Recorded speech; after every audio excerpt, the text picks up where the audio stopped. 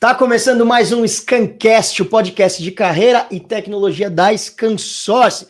Sejam muito bem-vindos, fiquem à vontade. E hoje a gente vai bater um papo sobre uma coisa que, com certeza, se você não passou, você vai passar ou você conhece alguém que passa por isso. Vamos combinar, gente, não existe nada pior do que um ambiente de trabalho ruim. Não é todo mundo trabalha no mundo. Se você tem um ambiente de trabalho ruim, você está lascado. Você acordar todos os dias para ir trabalhar sem vontade, porque você sabe que você vai encontrar com pessoas que você não suporta, não é verdade? E muitas vezes a gente também não pode esquecer que a gente passa mais tempo com as pessoas que a gente trabalha do que com a nossa própria família. Credo, você já parou para pensar sobre isso? Então, o mínimo que a gente merece é um ambiente de trabalho agradável. E digo mais, isso pode ser fundamental, essencial para o sucesso da empresa. Bom, mas quem vai explicar para a gente hoje como que a gente pode resolver essa situação e quais são os males que um péssimo ambiente de trabalho pode trazer é ninguém menos do que um consultor, presta atenção, especialista em empatia e equilíbrio emocional. Olha que coisa zen bonita. Ele que é do Instituto Cliente Feliz, Beto Gioia. Seja muito bem-vindo, Beto. Prazer, Alberto. Muito obrigado. Olá a todos. Primeira coisa que eu já vou falar para você é que, assim, quando o pessoal ouve que eu sou especialista em empatia e principalmente a questão do equilíbrio emocional, acham que eu sou, né, aquele monge zen budista lá. Buda. Eu sou uma pessoa de carne e osso e estou aprendendo, estou nessa caminhada, mas tenho meus episódios emocionais também. Aliás, é por isso que eu fui atrás de estudar e aprender um pouquinho mais sobre esse assunto, que é bem interessante. Muito legal. Eu já ficava pensando, imagina você bate o carro na traseira e você vê, sai o Beto Gioia, você fala, ai, que maravilha. Aí ele dá uma porrada no seu carro. Calma, não é por aí, também não vai bater no carro dele, gente. Bom, pra gente começar aqui também, acho que é muito importante a gente lembrar, é óbvio, né, do Scan Game. Você que eu tenho certeza que já está inscrito no Scan Game, você não está inscrito no Scan Game? Bom, então vai lá, procura no Google, se inscreve, Scan Game é a plataforma de jogos da Scansource Brasil, onde você joga, aprende sobre tecnologia e corre risco de ganhar prêmios. Não só corre risco, como ganha, todo mundo ganha prêmio lá, é uma coisa maravilhosa. Só assim no Brasil pra você ganhar alguma coisa. Scan Game, daqui a pouco vai aparecer no chat o código do Scan Game, então fica ligado para você não perder seus pontos. Bom, para a gente começar aqui, Beto, antes da gente dar o passo inicial ao nosso papo, conta a sua história, cara, de onde você veio, como que você se tornou um mentor em empatia e equilíbrio emocional? Nossa, essa é uma boa pergunta, que parece que eu estou indo para vidas passadas, assim, né? Porque eu não nasci, no meu começo de carreira, assim, eu não trabalhava com isso, foi uma administração de empresas, trabalhava com finanças, trabalhava todo mês fechamento, né, de budget, lucros, resultados, Excel, essa era a minha vida antes, assim, e só que eu fui procurando esses conteúdos para me ajudar na minha vida pessoal. Legal. E foi fazendo muito sentido para mim, eu fui gostando, me aprofundando cada vez mais, e aí eu começava a conversar com as pessoas sobre coisas que estavam me ajudando, as pessoas, ai, que legal isso, me explica um pouquinho mais, tal, não sei. E quando eu fui vendo, eu fui fazendo uma migração de carreira que não foi pensada, não foi uma coisa que eu falei assim, olha, eu vou deixar hoje de trabalhar. Eu cheguei a um momento que eu falei assim, eu não quero mais trabalhar com finanças porque não é muito minha praia, mas eu não fazia ideia do que eu ia fazer da vida, né? E aí, nesse processo de me encontrar, aí eu fui fazer processo de coaching, fazer várias coisas, e aí eu fui vendo que eu gostava dos processos que eu estava participando, e aí comecei por isso, e quando eu vi, eu já estava estudando, e comecei a fazer por fora, nos trabalhos, na hora extra, e aí, quando eu vi... Já estava tomando mais tempo do que o outro trabalho. Foi, exatamente. Muito bem. Agora, e nas suas relações pessoais, as pessoas te cobram que você seja 100% do tempo um mentor em equilíbrio emocional, cara? Então, isso é muito engraçado, né? Porque uma das coisas que eu acho que, assim, aonde, né, as relações são mais difíceis são com as pessoas que a gente mais ama. É verdade, né? Então, se o cara da padaria, que você foi uma vez na vida, que você nunca vai, e o cara te trata mal, aquilo pode até te irritar na hora, mas beleza, você virou as costas da padaria, vai embora e provavelmente você esquece, né? Problemas são com as pessoas que a gente ama, né? Então, quando, né, é alguém que a gente se importa, né? Aí aquela pessoa fala, se o cara da padaria chega para você e fala assim, Alberto, você é um cara X, né? E te Insulta. né? Não um elogio, Um desagrado, um digamos assim. desagrado, vai, para não pegar tão pesado, porque não precisa ser realmente um insulto, mas assim, a pessoa fala mal da tua camisa, né? Não essa que é linda, mas vamos supor uma outra que você esteja aí no final de semana. Ah, que camisa feia que você tá, Alberto, tal, não sei o quê. Tá, bom, beleza, né?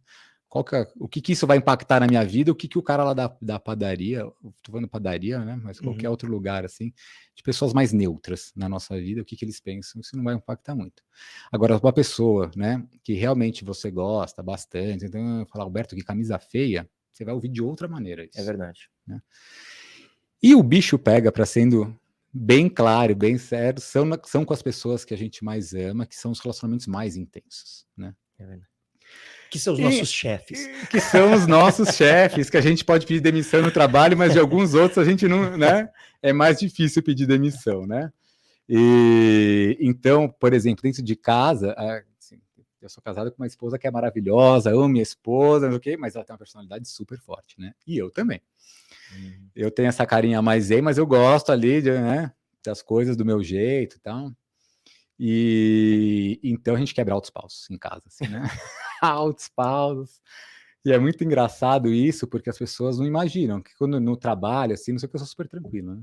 Mas você briga com a sua esposa? Pô, altos paus que a gente quebra em casa. E aí o que mais pega é que no meio da discussão ela para, olha pra minha cara, assim, tipo, não é você o professor de equilíbrio emocional? Putz! Aí que é a hora que sobe o sangue, né? Ela mas daí aí eu aprendi, né, a resposta para isso, porque acabava a discussão e eu ficava com isso na cabeça. Né? Porque eu falava, eu sou uma fraude. A primeira coisa que eu pensava, eu falava, cara, eu sou uma fraude, né? Porque, né, fico falando sobre emoção, equilíbrio emocional e tal, e eu não consigo aplicar isso em casa com a minha esposa, que eu amo, né? Quem sou eu? Assim, um pouco da síndrome aí do impostor, né? Sim. E era uma coisa que ficava assim, falei, nossa. E aí eu cheguei à conclusão que eu fui estudar isso, porque talvez eu seja a pessoa que mais precise disso, né? Então a gente põe atenção aonde as coisas que são realmente importantes, né? Então é uma frase que eu gosto bastante, que os dois ouvidos mais próximos da nossa boca são os nossos. Então a gente fala muitas coisas para os outros que na verdade a gente está falando para a gente. Né? Então foi o caminho que eu busquei para eu ser mais coerente com tudo isso, foi começar a ensinar, falar sobre isso. Porque eu falo assim, bom, se eu estou falando para os outros fazer, eu vou ter que fazer, né? Não então você falava, faz e, né, casa de ferreiro, espeto de pau. Exatamente. Então foi a maneira que eu tive de me colocar numa arapuca para me obrigar realmente a praticar, né? Botar para valer, assim, na minha vida, né? No dia a dia, tudo aquilo que eu estava vendo na teoria, nos cursos e tal. É bem interessante, é bem legal. Mas, cara, isso é para uma vida, assim, não é uma coisa que você faz um curso e acabou. Né? Imagina, um trabalho diário. De uma vida. Estão vendo aí? Olha o trabalho que esse homem teve, a análise. Ele fez, de fato, uma viagem interna para conseguir chegar onde ele chegou. Então aproveita, escuta o que ele tem para falar, para você não ter que passar por isso também. Beto, quais são as reclamações mais comuns de convívio dentro dos ambientes de trabalho, cara? Ambiente de trabalho, como eu não sei se é porque eu, né, ao carregar esse título de especialista de empatia, é muito comum as pessoas chegarem e falar assim, não, nessa empresa as pessoas não têm empatia. Né? Precisamos ter mais empatia. Eu ouço muito isso. Né? Só que, em geral, o que significa, o que está por trás, né, nas entrelinhas do esta empresa precisa de mais empatia? O que as pessoas geralmente querem, assim, os outros têm que me entender. Né? Então, olha, o Alberto tem que ter mais empatia comigo, porque ele não me entende. Né? E poucas são as pessoas que estão realmente dispostas assim, não, o que, que eu preciso fazer para ter mais empatia com o Alberto e com meus outros colegas de trabalho, né? Então é assim, o mundo tem que se adaptar às minhas necessidades. Sim. Né? E não eu que tenho que me adaptar às individualidades de cada um. Esse é um trabalho difícil, não é fácil realmente de se fazer. Né? A gente percebe a incoerência dos outros, a gente não percebe as nossas incoerências. E talvez o primeiro passo seja essa tomada de consciência, né? Sempre começa por aí. Sempre começa por aí. Porque se a gente não tem ciência, não tem como a gente trabalhar sobre aquilo. Muito bem. E existe alguma carreira, algum cargo ou algum setor que é mais comum os problemas de relacionamento? Todo setor que tem gente. Basicamente. Cara, isso, No zoológico não tem tanto. isso é inerente ao ser humano. Né? Sim. E para algumas coisas é inerente ao ser vivo. Né? Todo ser vivo, pelo menos vegetais, acho que não aí, mas animais, assim, todo ser vivo ele quer ser mais feliz, né? Uhum. Então ele quer superar esses seus desafios e encontrar a felicidade, né? E é essa a luta de cada um, independente daquilo que você acredita, né, das suas crenças, da sua experiência, da sua bagagem, se você é rico, se você é pobre, se você é oriental, ocidental, todo mundo busca superar esses seus desafios e encontrar paz, alegria, felicidade. O que acontece é que os caminhos são diferentes, né? Então, é difícil. Agora, uma coisa que a gente percebe é que quanto mais intensos os relacionamentos, maior a probabilidade de atritos. Tá? Então, se eu não tenho uma convivência tão intensa, tem menos atrito. Aquela pessoa que você convive diariamente e tal, ou dá match, e aí é tudo ótimo, lindo, maravilhoso, mas esses são os casos são mais raros. Normalmente, né, passou aquela fase inicial de admiração, aí tal, é muito mais fácil a gente culpar os outros do que olhar para do que fazer essa autoanálise. fazer essa autoanálise, né? Muito interessante. Bom, Beto, você está aqui também representando o Instituto Cliente Feliz, que foi... Ganhei o livro, adoro ganhar livro, gente. Que foi fundado pela Gisele Paula, e ela que também é cofundadora do Reclame Aqui. E tem esse livro aqui maravilhoso, que é Cliente Feliz dá Lucro. Olha que interessante. Cliente Feliz dá Lucro é uma leitura inspiradora que o fará focar no principal ativo de sua empresa, o cliente. Este livro que tem o prefácio da Luísa Helena Trajano, que é uma das maiores empreendedoras que esse país já viu, do Magalu, caso você não saiba. Ela é uma mulher, eu já tive a oportunidade de estar num evento em que ela fez uma palestra incrível. É fantástico. Essa mulher é um poço de sabedoria, uma coisa impressionante, gente. Bom, dito isso, Beto, conta pra gente sobre o que faz o Instituto Cliente Feliz, de onde ele surgiu, quem é a Gisele Paula. Conta, aproveita que ela não tá aqui, conta todos os segredos dela. Adoro a Gisele, sou fã dela. A Gisele, ela junto com o Maurício Vargas, né, ela fundou o Reclame Aqui. O Maurício começou primeiro, mas o Reclame Aqui nasceu como um site que era tipo um muro de lamentações, né? O Maurício tinha outras empresas, outros negócios dele, mas aí teve um problema com a empresa que a Gisele trabalhava e eles começaram a conversar e aí o Maurício viu na Gisele assim, uma pessoa que tinha características importantes, muito complementares a dele, assim, para colocar o Reclame Aqui de pé, e ela se jogou, porque naquela época ninguém imaginava o que era o Reclame Aqui e tal, e ela fez essa migração de carreira, e ela ajudou realmente a fazer o Reclame Aqui se tornar o que é hoje o Reclame Aqui, ser conhecido. E é muito engraçado essas histórias, porque eles passaram por muitas situações. As empresas odiavam o Reclame Aqui no começo, odiavam o Reclame Aqui, né? As empresas odiavam, os consumidores amavam, né?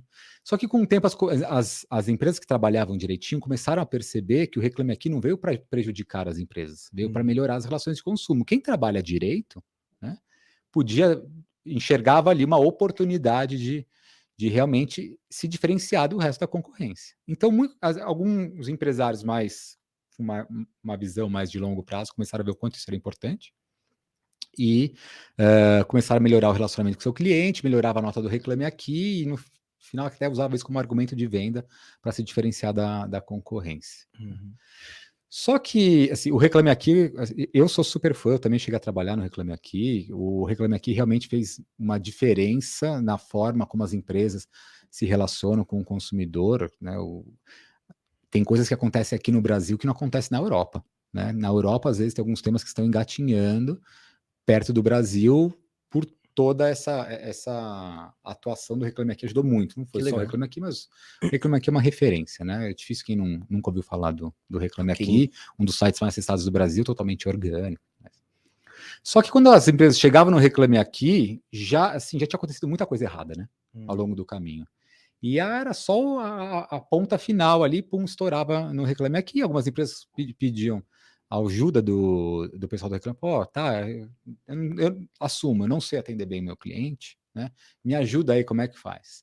Mas nunca foi o foco do Reclame Aqui fazer este trabalho de consultoria. Então, dentro do Reclame Aqui, a Gisele sempre teve um pouco de mãos atadas do quanto que ela podia realmente entrar nos clientes, dentro da operação desses clientes, para ajudar a melhorar a experiência do cliente. Né? Do cliente. Do cliente, exatamente. Que interessante. Né? Então, as empresas que começaram a aparecer no Reclame Aqui, porque tinham muitas reclamações, começaram a pedir ajuda para o Reclame Aqui. Que legal. E aí chegou uma hora, acho que o Reclame Aqui, ele chegou num ponto aí de muito crescimento, estabilidade, agora está indo para novas empreitadas, e a Gisele e alguns outros sócios acabaram saindo numa rodada de investimentos que teve, mas antes disso mesmo a Gisele já estava com essa ideia, ela falou assim, não, eu quero realmente ir na origem, né? Eu quero melhorar a relação, né, a experiência dos clientes, consumidores, né? Mas para isso eu preciso ir no cerne, né? Eu preciso mudar a cultura das empresas, né? As empresas têm que passar a olhar para o cliente como um dos principais ativos, como ela mesmo coloca, e não como um mal necessário. Exatamente. Né? Tipo, putz, tem que atender um cliente. Né? Que absurdo, né? Pensar nisso. Mas faz todo infelizmente sentido, né? acontece muito, Alberto. Infelizmente, tá bom, vou lá atender esse cliente, né? E perde essa visão, né? Qual que é o propósito daquela empresa? Para que ela está lá? Né? E aí nasce o Instituto Cliente Feliz, exatamente com essa proposta de ajudar a melhorar a experiência, né, dos clientes com as marcas, né, com quais esses clientes estão se relacionando. E disso se desdobra em dois braços. Temos um braço de educação, que foca mais em palestras, treinamentos. Estamos agora, está no forno, toda uma plataforma de desenvolvimento. Desculpa. A gente trabalhava muito no palestras presenciais ou cursos online no ao vivo, e agora a gente está indo para uma outra frente para poder trabalhar de forma assíncrona também. É uma novidade que deve sair nos próximos meses, lá no Instituto. E tem o outro braço, que é o braço da consultoria, e aí é um trabalho totalmente artesanal, uma boutique mesmo, poucos clientes. A gente entra nesse cliente, faz uma imersão, vai ver realmente a fundo tudo que está acontecendo com todos os pontos dessa jornada, desde o primeiro contato que o cliente tem com a sua marca, que ainda nem é cliente, que ficou sabendo, por exemplo, da ScanSource, porque alguém retweetou alguma coisa que a ScanSource fez. Tá? Esse é um primeiro ponto de contato. Aí tem toda uma jornada de relacionamento até que vire realmente cliente da ScanSource. Depois que virou cliente, como é que eu continuo trabalhando esse cliente para eu ter a retenção desse cliente, para eu conseguir uma renovação, um upgrade. Então tem vários pontos de contato do cliente com a marca. E aí o Instituto Cliente Feliz, ele vai olhar para toda essa jornada e como melhorar, né, cada ponto de contato dessa jornada para que a gente consiga ter uma melhor experiência do cliente no relacionamento do cliente com a marca. É um trabalho bem legal, bem legal. Que interessante. E é interessante ver todo esse caminho, né, que foi feito desde o Reclame Aqui, que no começo, como você bem colocou, era um muro das lamentações, o crescimento dele, que hoje em dia ele virou esse site de consultas, né? Um site de consultas. Você vai fazer uma compra na internet, você joga lá. Você nunca viu o nome de uma empresa? Você fala, meu, deixa eu ver o que tem do Reclame Aqui dessa empresa, né? E aí ela nota essa necessidade no mercado e monta o Instituto Cliente Feliz, que é o que a gente quer ser, não é verdade? A gente quer ser um cliente feliz. Eu odeio quando a gente faz uma compra na internet e dá algum problema. Puxa vida. E esse trabalho do Instituto... Isso, desculpa te cortar, mas isso que você está falando é muito importante, Alberto, porque assim, a primeira coisa é não ter problemas. A gente acha que assim, se o cliente não teve problema, ele está feliz. Mas esse é só a primeira metade do trabalho. Tá? Não ter problemas não significa que o cliente está feliz. Tá? Então, como é que eu posso realmente atender as necessidades, né, daquilo que ele espera, o que ele está comprando, o que ele está consumindo? Eu preciso dessa parte, mas além disso, como é que eu posso fazer para superar essa expectativa, para que ele tenha uma experiência que ele fala uau, né? Então, logicamente, antes de você querer fazer o uau sem você ter feito, né, o arroz e feijão bem feito, como a gente brinca lá dentro. Mas só não ter problemas não é o suficiente para você ter uma experiência encantadora. Né? Precisa ter se você pensar quais são as marcas que você admira, é porque em algum momento você foi surpreendido positivamente por elas. Interessante pensar nisso. E é verdade, né? Cara, vou falar uma bobagem, que eu adoro falar bobagem. O Fernando já fica com palpitações, mas vou falar uma bobagem. É muito interessante ver, né, a evolução das empresas na vida e no mundo. Antes você abriu uma lojinha, você quer comprar, não quer, você entrou aqui, encheu o saco, toma uma porrada na sua cabeça e some daqui. Agora não. O cliente as empresas começam a ver que ele é muito importante, as empresas começam a fazer parte da vida dos clientes. Daqui a pouco vai ter uma empresa que vai estar cuidando da família da pessoa. Né? Daqui a pouco, não, quero saber como está seu dia a dia. Quer ver, seu cachorro está bem?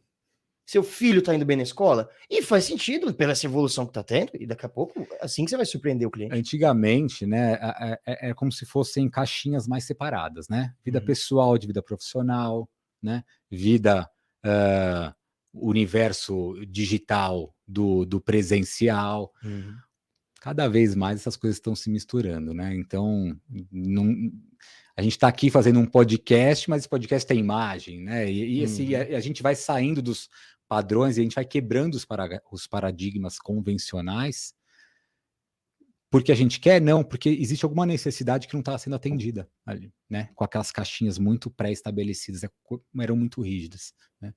Então, o que fez sentido lá atrás não necessariamente vai fazer sentido lá na frente, para as próximas 2, 3, 4 gerações para frente. O que será que aquelas pessoas vão estar precisando naquele momento? Então, a gente precisa ter essa flexibilidade, esse jogo de cintura, né? Então, sim, facilmente, daqui a pouco, as empresas vão estar cuidando da nossa vida pessoal, né? Do mesmo jeito que hoje em dia, né? Quando a pandemia... acabou essa divisão, né, com o home office, assim. Então, antes era impensável você estar numa reunião e aparecer uma criança no fundo, né? Hoje em dia, né, a gente já sabe, desculpa, eu tô no home office, você não precisa ficar nem dando explicação, porque, né, com a pandemia ficou muito mais claro tudo isso. Então, tá cada vez mais normal, e assim, tem o lado bom e o lado ruim disso, né, de você tá jantando com a sua família e toca o seu telefone, e é seu chefe, num horário que não é um horário convencional, mas também, às vezes, se é 10 horas da manhã, pode sair da empresa porque você quer fazer academia. Então, depende muito, né, de qual que é o tipo do negócio, qual que é o seu cargo lá dentro, se existe mais flexibilidade, menos flexibilidade, mas as coisas estão ficando menos assim, essa separação, ela vai ficando cada vez mais sutil, chega uma hora que elas começam a se confundir mesmo, né? Sim, isso é verdade. É interessante pensar que tem um instituto, que é uma ONG, né? Ou seja, ele está num outro lugar, não é nem primeiro nem segundo setor. Esse terceiro setor, eu acho que eu particularmente admiro muito o trabalho do terceiro setor, que geralmente é uma coisa que ninguém quer fazer, né? E aí vocês conseguem de fato atuar sempre em locais que são muito importantes e necessários. E aí, tendo um instituto cuidando de como manter o cliente feliz, vocês sem dúvida vão estar à frente dessas novidades de, olha, agora você precisa fazer isso para você ter um bom cliente. E no final das contas é o que a gente precisa, né? O que as empresas precisam. É engraçado, são o que a gente chama das empresas que tem... Eu não gosto muito de ficar usando os termos técnicos, mas é o duplo bottom line, né? Que assim, o resultado é um duplo lucro, né? Porque é uma empresa que ela visa um benefício social, um impacto social, mas que também gera lucro, Sim. Tá? Que é uma quebra de paradigma. Antigamente pensava, ou a empresa, né, é uma ONG e não pode ter lucro, né, ou é uma empresa privada que está preocupada em ter lucro e ponto, né? Uhum. Existe um lugar aí no meio do caminho, né? E o Instituto se posiciona, né, no meio desse caminho. Existe um movimento aí, né, do cliente feliz gera lucro, né? Não à toa, né, é o nome do livro, porque existe esse paradigma de assim, não, se eu tratar bem o meu cliente, ele vai ficar mal acostumado, eu vou perder dinheiro, É verdade, é né? verdade. O cliente só quer desconto. Então tem uma série de paradigmas que infelizmente ainda operam, né, estão dentro do modo de gestão de muitos líderes. E a gente, aliás, tem um monte de estudo científico, mas a gente tem muita comprovação prática, cases de nossos clientes, que é exatamente o contrário, né? O cliente, quando ele está feliz, ele vai te indicar muito, tem sim, números comprovando isso, né? O cliente indica mais, ele compra mais, ele faz upselling, cross-selling, uma E é série um de... pensamento muito do começo do século XX. Gente, acorda aí, por favor. Porque isso que você está falando é verdade. E é um pensamento de 1910, 1920, que a gente tem. A tecnologia. Como é que a máquina evolui mais rápido do que a nossa própria cabeça, gente? Me ajuda aí. Me ajuda aí, por favor. Vamos escutar essa galera aqui que sabe o que tá falando. Nossa, às vezes eu até me exaltei. Preciso de um pouco de equilíbrio emocional. E esse trabalho, ele costuma ser feito com todos os cargos, desde o chão de fábrica até diretoria e sócios, ou não? É muito importante a gente falar assim, esse trabalho, ele é de cima para baixo e de dentro para fora, tá? É sempre seguindo esse sentido. Não dá, assim, dá para você mudar uma empresa de baixo para cima? Até dá, mas são as exceções. Né? Uhum. Normalmente, assim, se você não... Porque este livro, né, ele é um livro que ele serve para qualquer cargo. Que legal. Tá? Porque ele é um livro de mudança de modelo mental. Tá? Então, primeiro, você tem que mudar a mentalidade. Você tem que passar a operar com este modelo mental, né? De colocar foco em atender as necessidades do seu cliente, que esse é o propósito da empresa e não da lucro. Da lucro é uma consequência. Se você não faz esse trabalho com a alta liderança, é muito difícil que esse trabalho se sustente. Uhum. É super comum, quem é do universo de consultoria, de uma consultoria entrar num cliente, faz um trabalho, o trabalho fica legal, quando a consultoria vai embora, aquilo não se sustenta. Por quê? Porque tem uma cultura dentro da empresa que impede que aquele trabalho vá para frente. Então você tem que fazer uma mudança de cultura dentro dos clientes. E isso é muito raro acontecer se não vier da alta liderança. Né? E aí não existe cliente feliz sem colaborador feliz.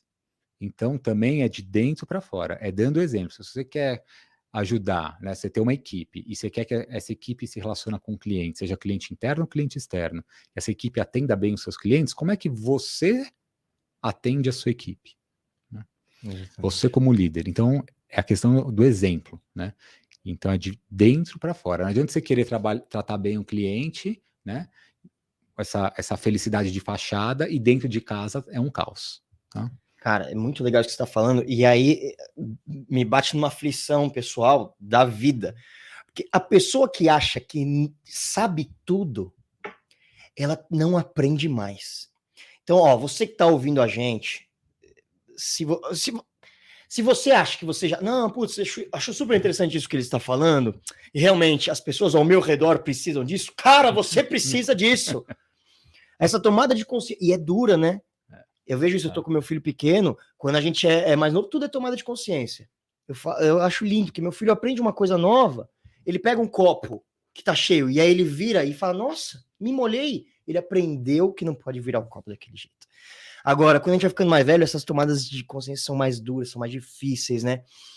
Então isso eu acho muito importante, porque muitos caras que às vezes, eu já vi isso, né? A gente sabe, a gente conhece gente. Às vezes é o cara que, não, putz, muito interessante isso que o Beto Jean tá falando, eu vou contratar para minha empresa porque os meus funcionários precisam disso, como você começou falando.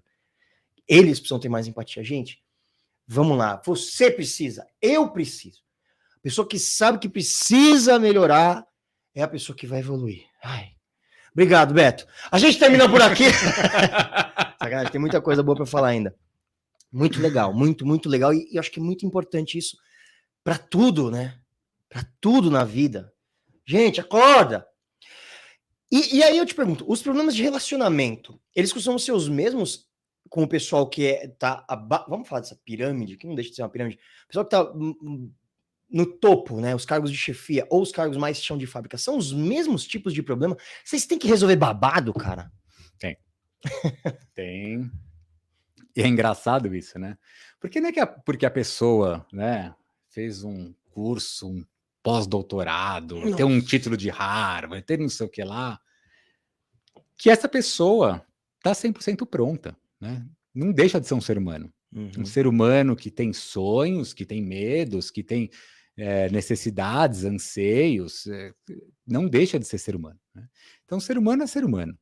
Logicamente, podem mudar os tipos de conflito, mas muitas vezes as pessoas evoluem tecnicamente, né? E aí começa a subir na carreira, e não evolui psicologicamente, emocionalmente, né?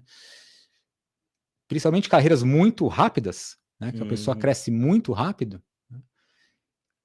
É comum, não dá para falar que é todos os casos, eu não quero aqui generalizar, mas normal num sentido aí de curva normal, muitas das pessoas que passaram por esse processo de uma ascensão muito rápida na carreira, ter aquela sensação de eu descobri a fórmula do sucesso. Tá cheio disso. E aí, como se os outros ainda não entenderam, eu já entendi. Então passa a ter uma postura de dono da verdade, né? Só que na alta liderança tem várias pessoas que subiram na carreira, né? E aí vira uma disputa de ego, né? Disputa de ego. Em geral, esses que são as principais questões, né? É uma coisa que assim, a gente não aborda até diretamente isso, porque é uma coisa que assim, os outros têm, né? Eu não tenho problema de ego. E aí também é uma questão que assim, o meu objetivo não é ser psicólogo de ninguém, né? Eu não vou lá fazer terapia de grupo, né? Eu acho que tem profissional especialista para isso. O meu trabalho dentro do instituto é trabalhar os relacionamentos, e normalmente a gente começa pela alta liderança, mas com o objetivo, o foco do projeto, do projeto. Ao ter sucesso o projeto, o cliente tem sucesso e o cliente do cliente passa a ter sucesso. Então, é este olhar que a gente quer ter. Tem questões que não vão ser trabalhadas ali, que a pessoa tem que ir procurar psicólogo, psiquiatra, uma terapia, seja ela qual for, porque a ideia não é essa. Mas, logicamente, acaba tendo também algum efeito terapêutico, tá? Mas isso é uma consequência. A ideia não é essa. A ideia é realmente as pessoas conversarem e se entenderem para que, no fundo, o trabalho é assim, não adianta você, Alberto, querer se dar bem sozinho. A área de marketing ter um baita de um sucesso, se eu que sou o diretor de logística não estou indo tão bem, você vai ter um limite. A área sozinha pode te levar até um certo ponto, né? Agora, quando a gente coletivamente, né, opera de forma... Então, num primeiro nível, né, qual que é o propósito da empresa? É esse, todo mundo tem esta visão mais ou menos alinhada, né? Algumas empresas mais, algumas empresas menos, né? Mas quando a gente começa a entrar um pouquinho mais a fundo, aí começa a entrar as agendas, né, de cada um. E é aí que começa a ter os problemas, as confusões, tá? Porque eu estou mais preocupado, né, em eu me dar bem do que o coletivo se dar bem. E quando a gente faz essa mudança de chavinha, que assim, a hora que o coletivo vai se dar bem, eu vou me dar muito melhor do que eu me dar bem sozinho, né? É a hora que o negócio destrave e vai embora. Cara, interessante isso, porque é uma coisa que a gente vê nos esportes coletivos. Cara, e as pessoas sabem disso. Não é, quando eu chego lá, eu não falo nenhuma novidade. O difícil é a gente aplicar. O difícil é o cara entender que ele tá incorporar isso, né? E praticar. Porque num nível intelectual, todo mundo sabe, né? Sim. Mas na hora do vamos ver, a gente tem uma série aí de hábitos já bem enraizados, paradigmas, crenças, que começam a operar ali e impedem a gente de operar dessa forma no dia a dia, né? Cara, é bem por aí. E tem uma coisa que você citou que eu acho que é muito importante também para a vida. Tá vendo? O cara de fato é um mentor, porque ele fala umas coisas que me fazem pensar aqui da vida. Cara, conhecimento não é a mesma coisa que inteligência. Não. Isso é maravilhoso e as pessoas têm que aprender isso. Não é porque o cara é um acadêmico, pós-doutorado, estudou. Não é por isso que o cara é a pessoa mais inteligente do mundo. Não, ele se especializou numa coisa. E outra coisa, faça um paralelo. Dinheiro não está relacionado à inteligência. A gente tem que parar de pensar. A gente adora. Ai, essa pessoa aqui é rica, vou ver o que ela fez. Essa pessoa tem sucesso, vou ver o que ela, vou seguir o que ela fala. Gente, tá cheio de gente rica, com perdão da palavra, burra. Não tô falando que é o cara, mas tá cheio aí, viu? A gente entra na internet aí e aí vira influencer. Porque aí você quer. Nossa, essa pessoa tem muitos números na internet. Eu acho que eu tenho alguma coisa para aprender dela. Não tem nada para aprender com ela, não, gente. Me ajuda aí. Ai, mas é isso, né? São esses paradigmas, essas coisas que a gente tem que trocar na nossa cabeça. Porque a gente vive, em geral, numa sociedade que valoriza muito, né? Dinheiro, status, poder, sucesso. Só que quando a gente vai olhando um pouco mais a fundo, né? Eu quero ter dinheiro, por quê? Né? Se eu vou perguntar para ele, mas por que você quer ficar rico? Ah, porque eu quero viajar, tá? Por quê? E aí, quando você chega lá, chega num certo ponto que, no fundo, a pessoa quer ser mais feliz. Só que a gente fala assim, se eu for mais rico, eu vou ser mais feliz. E a gente esquece que o objetivo final é ser feliz, e a gente começa a focar em ficar rico. Aí eu começo a abrir mão da minha felicidade para ficar rico. Exatamente. Né? Completamente maluco, mas é isso que a gente faz. A gente vai atrás de dinheiro, poder, status, fama. Agora você vai pegar um monte de gente que é rica, poderosa, famosa, que não é nem um pouco feliz, né? A gente só vê os números aí de remédios, né?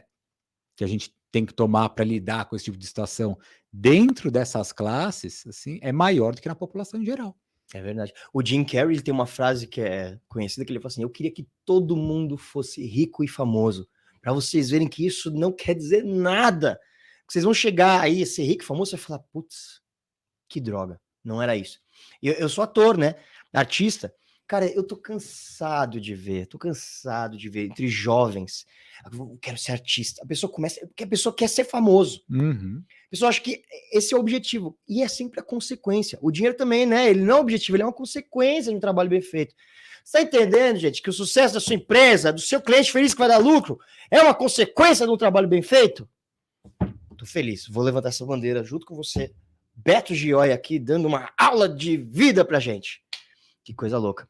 E os clientes, eles conseguem perceber quando o ambiente da empresa não é agradável? Percebe. A gente sabe, né?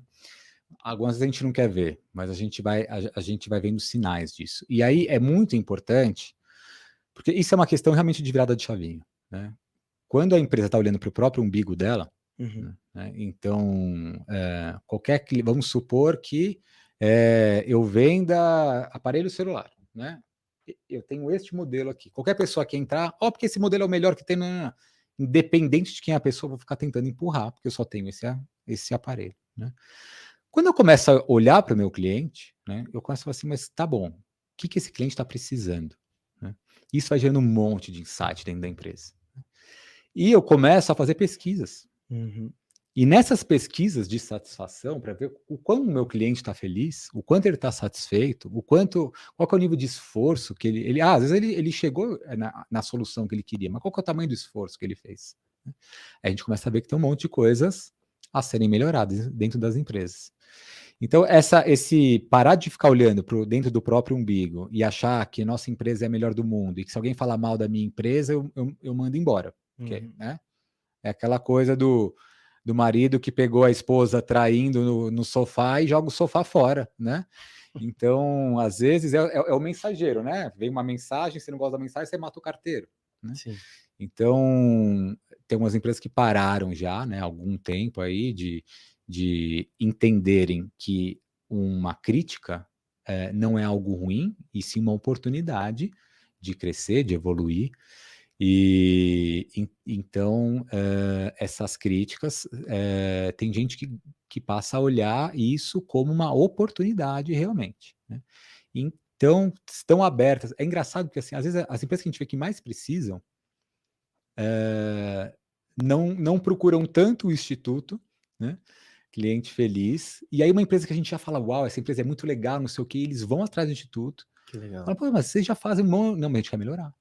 A gente não está satisfeito. Dá para melhorar ainda mais. Então tá bom, então vamos melhorar ainda mais. Isso é legal. É bem E interessante. você acha que isso é uma cultura do mercado brasileiro? Porque o mercado brasileiro abomina o erro. E a gente só cresce no erro, como você bem falou.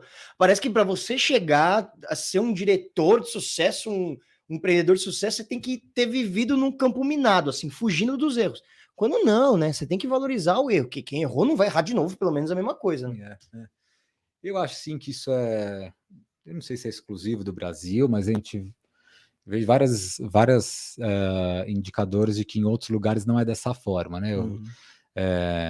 Já vi casos nos Estados Unidos que se você já está no seu terceiro, quarto empreendimento, né, você consegue ter acesso a capital, né, com juros mais baixos, porque entende que você já quebrou 3 empresas, você aprendeu muita coisa ao longo dessa jornada, ao invés que aqui no Brasil, se você quebrou uma empresa, então você é um fracasso para você, para você que eu não vou emprestar meu dinheiro. Que é a questão de não olhar aí para a questão da aprendizagem, né? Que tem, ninguém quebra porque quer, né? E a pessoa, quando quebra, ela aprende bastante. Coisas que, assim, no Oriente, por exemplo, no Japão, essa visão de valorizar o erro já acontecia lá nos anos 80. A gente tem um cliente que o diretor-presidente, que é o principal acionista, ele foi nos anos 80 para o Japão, e numa viagem ele ouviu lá, falou, erros são tesouros, né? E ele falou, então eu tô milionário, porque minha empresa tá cheia de erro, né? Então fechou. Vou abrir capital agora. É uma grande empresa aí de portas, hoje em dia eles estão até a porta do Big Brother, né? E aí ele, só que esses erros precisam ser declarados.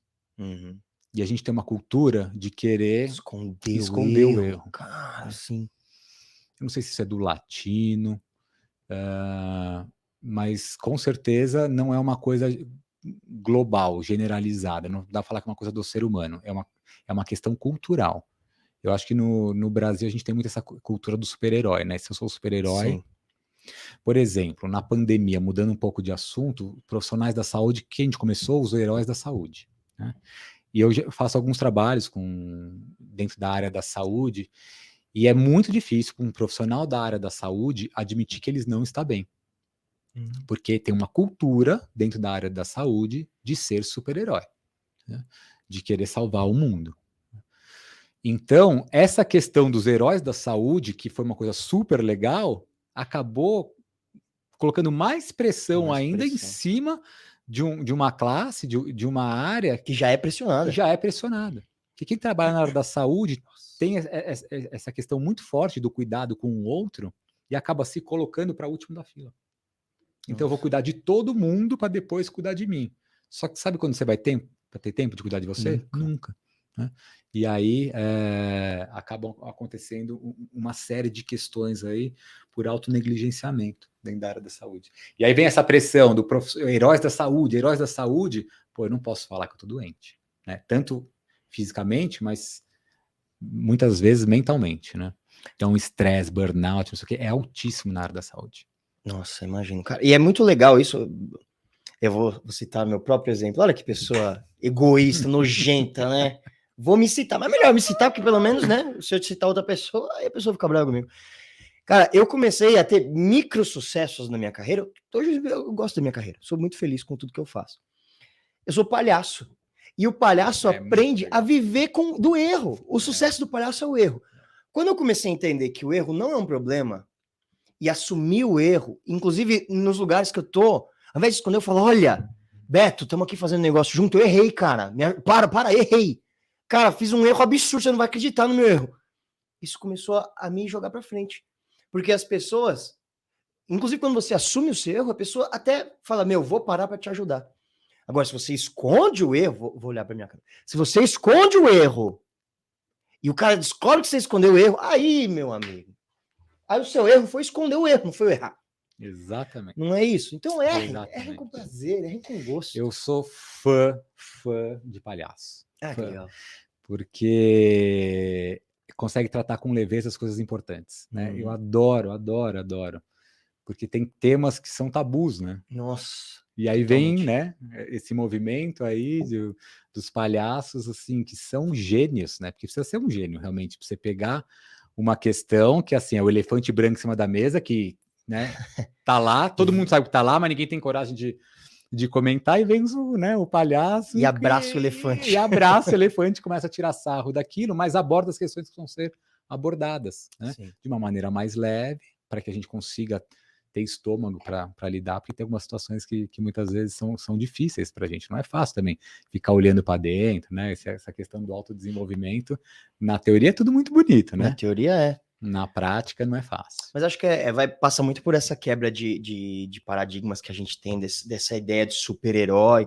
E não é nada, tá inventando a roda, já tá aí. Tem um ditado em latim que fala ridendo castigat mores, que é o riso castiga os costumes. Ou seja, se você faz alguém rir, aquela pessoa que é a mais travada numa coisa, se você faz a pessoa rir daquilo, acabou. O riso destruiu aquilo. O cara teve uma tomada de consciência de que aquilo é uma grande idiotice, sabe? Então acho que vai por aí. Eu acho que o riso tem esse poder mesmo. E das tomadas de consciência. E vai muito de encontro com o que você está falando. E isso, voltando para o Instituto, né? Porque tudo que ele está falando parece que são coisas separadas, mas tudo está muito interligado, né? Voltando para o Instituto, a hora que a gente vai pensar em melhorar a experiência do cliente, né? O que o Instituto quer, na verdade, é melhorar o mundo, né? Uhum.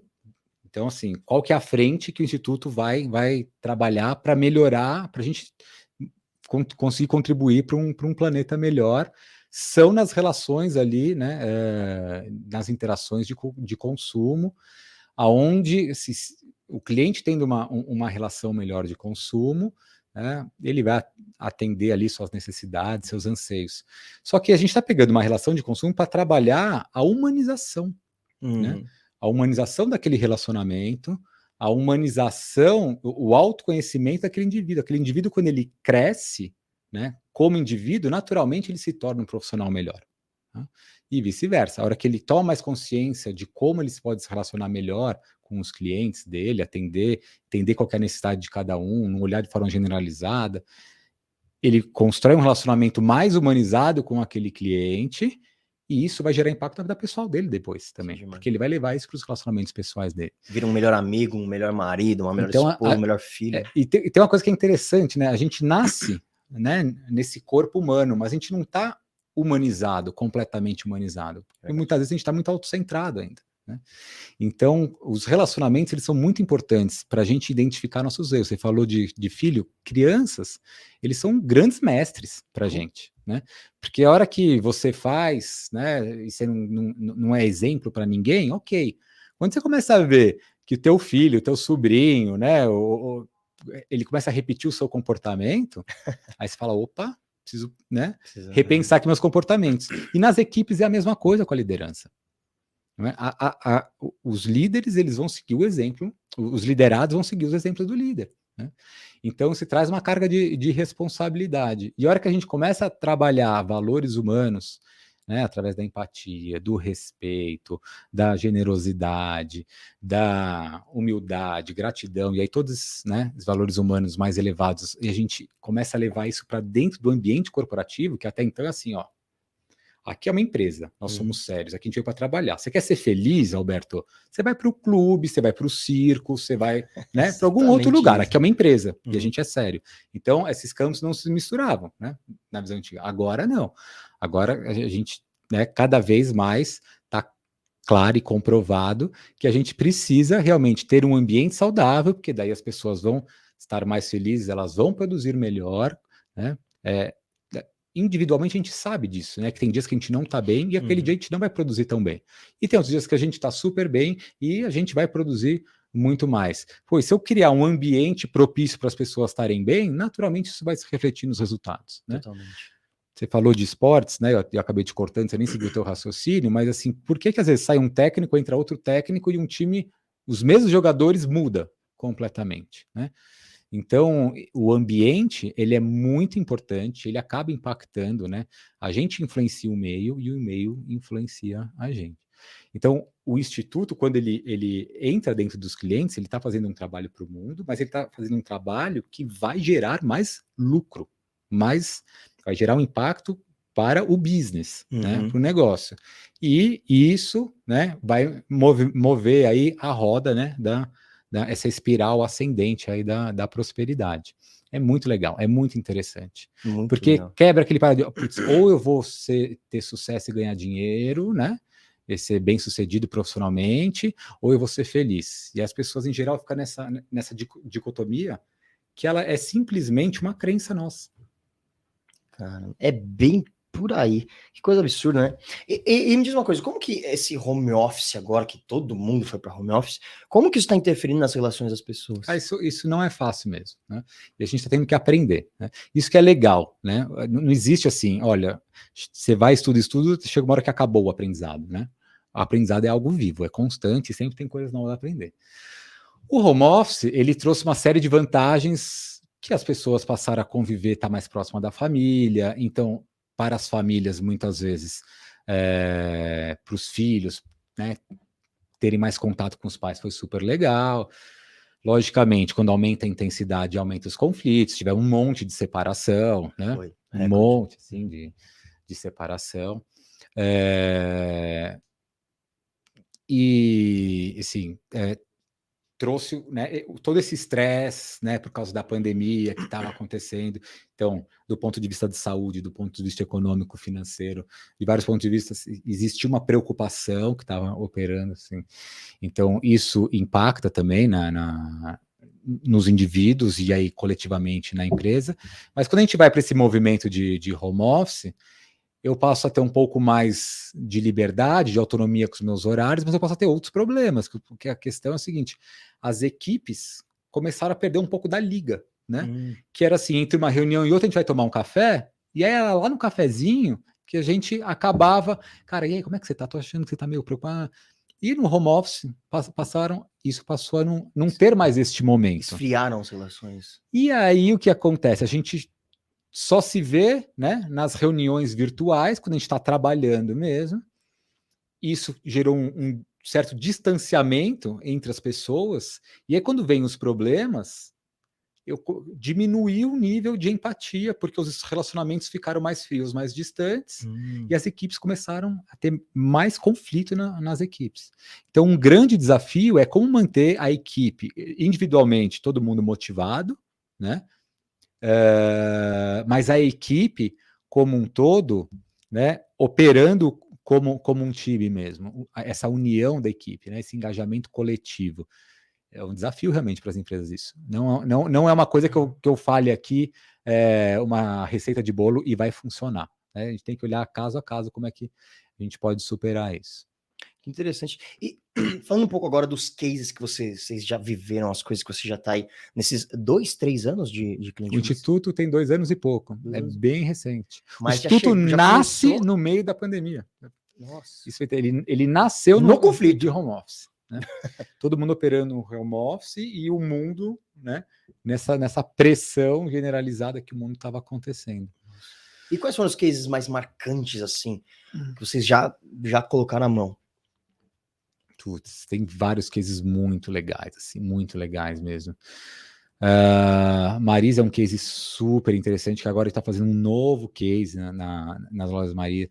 Na Unimed foi muito interessante, a Unimed era da saúde, como eu comentei, é uma área que, assim, no meio de uma pandemia, trabalhar na área da saúde foi bem desafiador. Algumas startups,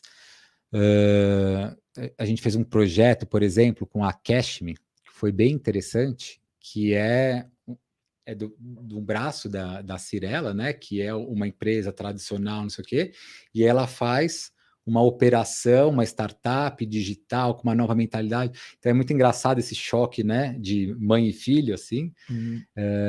Como é que a gente foi trabalhar o case da Cat? Tem vários clientes muito interessantes. Tem já citando o nome dos clientes, assim, um projeto que eu particularmente trabalhei diretamente a fundo, que é essa empresa que fabrica, é a maior fabricante do Brasil de kit portas prontas, que a porta já vem pronta para ser instalada, é muito mais fácil aí de diminuir a dor de cabeça do cliente, mas que é uma solução que no B2B ele vendia para as construtoras há anos, mas não chegava para a pessoa física esse tipo de inovação. Então, ainda trabalha com batente chumbado, pregando e tal. E aí, quando, né, eles resolvem fazer isso, assim, essa migração para atender o consumidor final direto, é uma mudança cultural muito grande, muito grande. E não é fácil para uma empresa, lá eu tenho uma admiração muito grande pelo Cláudio, que é o diretor-presidente, porque ele, né, já tem filhos da minha idade, e ele tem uma energia, assim, e consegue trabalhar com a molecada, assim, muito, muito de próximo. Então, assim, ele sabe trabalhar bem com essa questão dos choques geracionais, mas ele veio de uma outra realidade, né? Então, tem algumas coisas que eram muito verdades lá no passado que hoje não são mais. E aí? Como fazer? Vai falar que ele está errado? Não, não está errado. Não está errado. Tudo que ele viveu ali aconteceu e é real, né? Mas agora, até que ponto é um modismo ou não, é uma coisa que veio realmente para ficar? Então, são respostas mais sutis. Mas, sim, é muito gostoso você chegar num cliente que tem um desafio pela frente e você vê esse cliente conseguindo superar. Não porque o Instituto foi lá e fez alguma coisa, né? O Instituto ele vai facilitando esse processo. Lógico que ele traz metodologia, ele traz uma série de coisas, mas esse empoderamento do cliente, essa transferência de know-how para que o próprio cliente consiga, né, se alavancar. Então, assim, a Pormad a gente viu assim, mudanças muito grandes, muito grandes. Que interessante. E me diz uma coisa, quando vocês fazem esses trabalhos, né, de melhorar os ambientes, você acha que é feito também com empresas terceirizadas? Porque tem muita empresa hoje em dia, a gente sabe que tem muitas empresas que têm partes terceirizadas. Como funciona essa união? Vocês também fazem isso? Então, o relacionamento ele não está ligado a CNPJ, forma de contratação. E se o cliente é CLT ou se o cliente é PJ? A questão é que a gente tem que olhar ali dia a dia, como um organismo vivo, né? Como que, assim, se um parceiro meu, né, não está apresentando resultados, se a gente tivesse esse olhar como organismo, é um sintoma que um órgão daquele organismo vivo, né, não está operando bem, que vai impactar o sistema como um todo. Interessante. Né? Então, essa visão, né, de falar assim, olha, mas é um terceiro, né? Tá, mas é um terceiro que ele tem um papel, né, importante, né, para esse todo, senão não faria sentido eu ter essa parceria com esse terceiro. Então, essa visão é muito importante ter a visão sistêmica do todo, tá? E não ficar olhando para partezinhas, né? É lógico, o negócio tem um core, né? Esse core tem que estar, né, operando bem, né? Não adianta você, né, ter um ótimo relacionamento, né, com as empresas que vão circundando, mas o negócio central não vai bem, é grave, né? Se o pilar principal não está bem, não segura. E você também é fundador da Compassiva, Humanização Institucional. O que é a Compassiva? A Compassiva foi realmente a empresa que eu criei quando eu comecei a fazer coisas, no começo por fora da minha atividade principal. E aí eu precisei montar uma empresa para isso, e aí começou a ir surgindo oportunidades, muitos clientes me contratavam, eu conheci a Gisele no Reclame Aqui, porque o Reclame Aqui me levou para fazer esse trabalho, né, de trabalhar equilíbrio emocional, empatia, dentro do próprio Reclame Aqui, porque o Reclame Aqui fica lidando com bucha o tempo inteiro, né? Imagina. Não é fácil isso.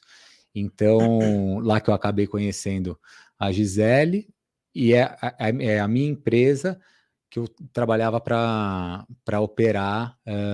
Aí quando eu fiz essa migração de carreira, eu sempre fui para a Compassiva.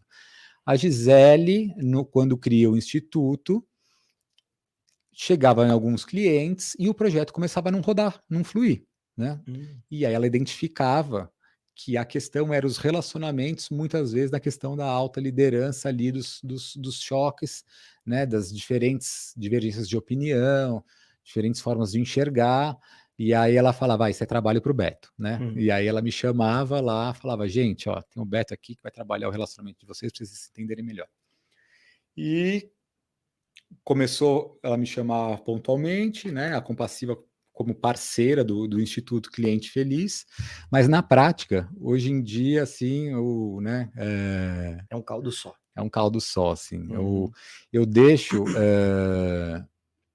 atualmente eu não tenho nenhum projeto lançado, mas a divisão que eu fiz na cabeça para não ter nenhum tipo de conflito é quando eu vou trabalhar pessoa física, equilíbrio emocional para pessoa física, aí eu trabalho pela Compassiva. Quando são coisas relacionadas à pessoa jurídica, aí eu trabalho pelo Instituto. Tá? Mas na prática, as empresas estão me tomando, então a pessoa física está ficando uma coisa pontual, esporádica, de vez em quando.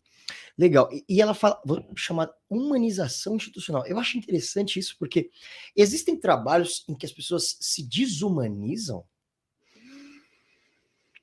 E aí eu já vou fazer um adendo. Esse é um tema bem profundo e tem diferentes visões sobre isso, né? Eu, Beto, gosto da linha de que a gente nasce, vem para esta vida num corpo humano, mas ainda não somos seres humanos completos. Né? E que essa questão da humanização é a gente evoluindo como ser humano. O que desumaniza, na minha visão, sendo curto e grosso, é quanto mais autocentrado a gente está. Quanto mais a gente está olhando para o nosso próprio umbigo, querendo atender os nossos próprios interesses. Então... Que é bem a falta de empatia, né? Que é exatamente a falta de empatia. Então, é muito difícil as pessoas que conseguem crescer, se desenvolver sem se relacionar, sabe? Os relacionamentos é o que vão fazer a gente perceber o que a gente precisa melhorar na gente. Porque se a gente estiver, né, em casa, tranquilo, não sei o que, lá tá tudo bem, né? A hora que a gente vai se relacionar, que começa os atritos, que a gente começa a perceber aonde que a gente precisa realmente se trabalhar, se melhorar. Isso é para 99,9% das pessoas. Logicamente, isso é aqueles mestres que vão para uma caverna e ficam lá isolado. Que foi o seu caso, que você fez isso, né? Cara, eu gosto muito de fazer retiro. É bem interessante. É bem interessante, assim, você sair um pouquinho mas logicamente nada nesse nível de ir para o Tibete, para caverna, para Tibete. Mas uma das minhas certificações chama Cultivate Emotional Balance, é um protocolo internacional. Hoje em dia ele tem no Brasil num formato diferente, é pelo Einstein, né, a escola do Hospital Albert Einstein, eles trouxeram para o Brasil esse curso.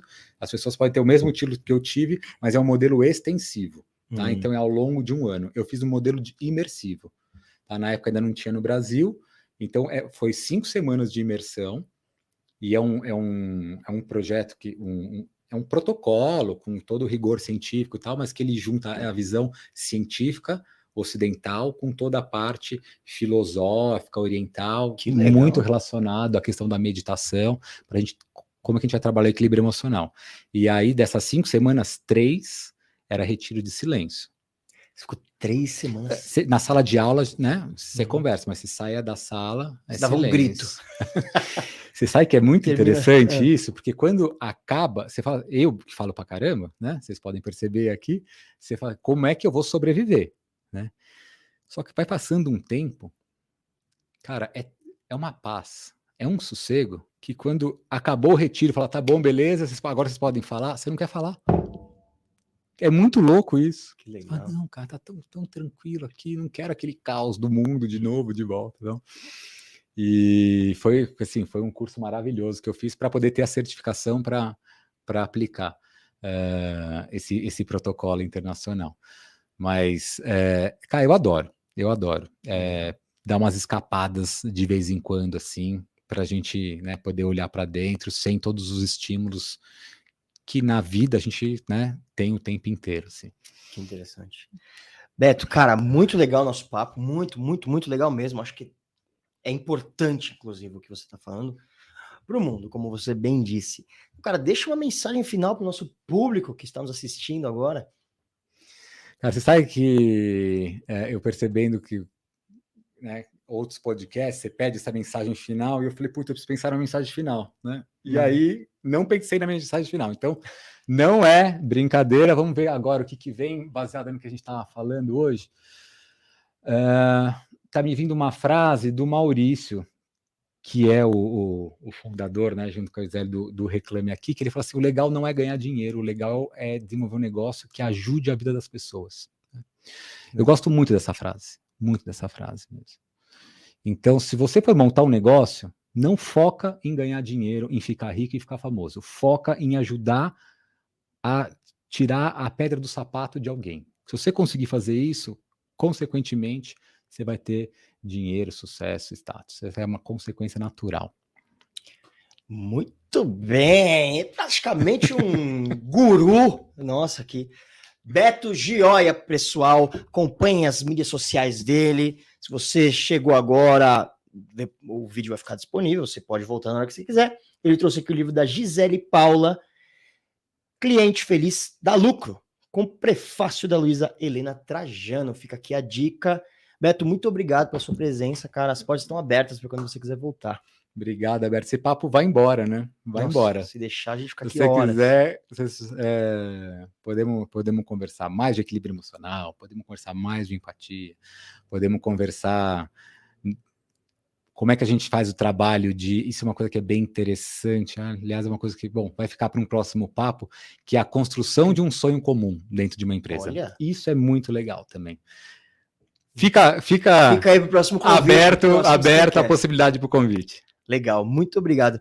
E é isso, pessoal, o Scancast de hoje, o nosso podcast de carreira e tecnologia da Scansource, fica por aqui com esse papo maravilhoso. Eu tô até mais tranquilo, acho que eu vou acender um incenso, Fernando. Vou acender um incenso aqui, que agora até relaxei. E é isso, já sabe, né? Curte, compartilha o nosso conteúdo aqui. Tem vários vídeos muito interessantes aqui, vários podcasts falando sobre carreira e tecnologia para você. Então fica ligado que daqui a pouco a gente tá de volta.